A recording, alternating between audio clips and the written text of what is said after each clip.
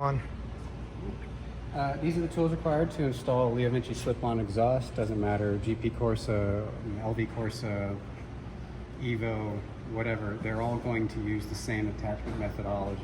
Starting here, we'll talk about the tools. These are channel locks, regular ratchet 1/4-inch drive. We've got an 8mm, a 10mm, a 12mm, and a 12mm wrench or spanner.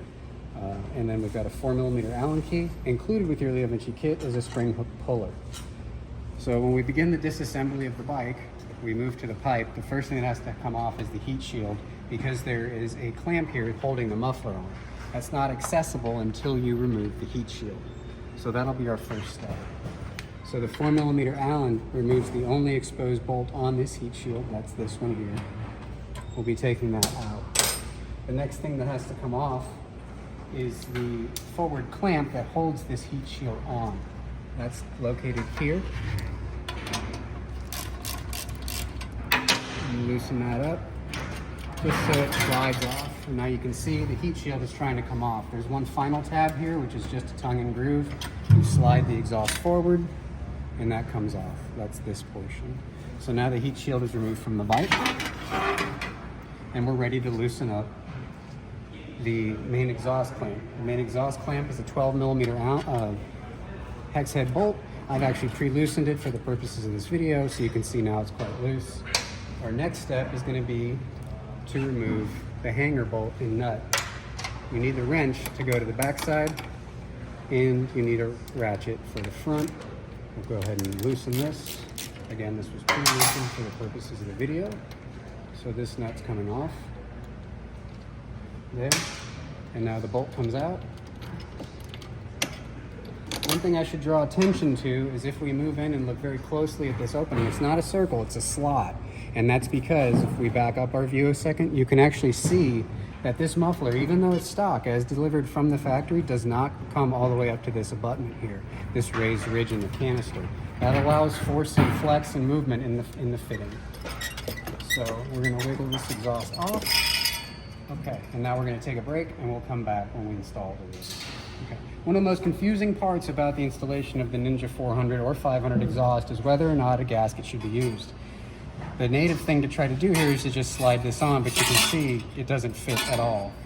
To get this to fit, you actually have to put on the gasket. The next big mistake is to try to put the gasket on this first and then cram this header on.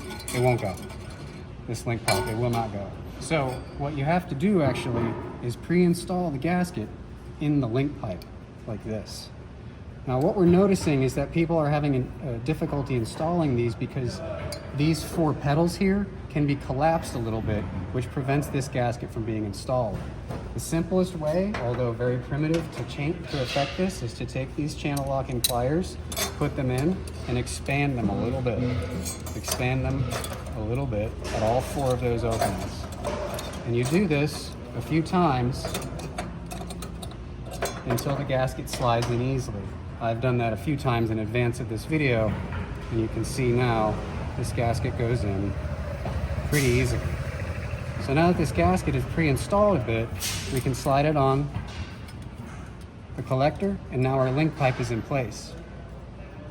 Go ahead. Good. Okay, so now we've got that gasket installed. You can see it's been pressed in here. Notice how I'm leaving it a little proud, and that's because I'm going to rely on this ridge here to bump it. In an earlier version of this video, I actually forgot to install this clamp first. So go ahead and slide that over. That's what's going to link this all together.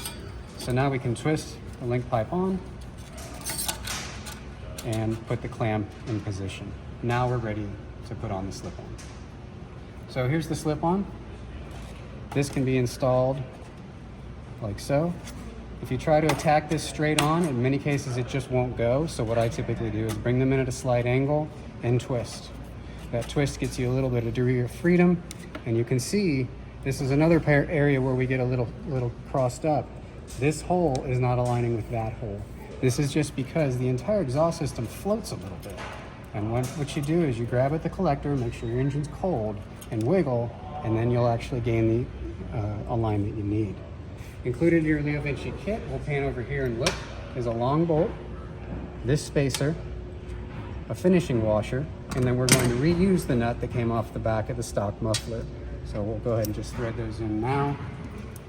The spacer goes here, the bolt goes here, and then our nut just simply spins onto the back. Of course, you'll want to tighten these, and if you have it available, use a medium strength, typically blue, sometimes green thread locking compound.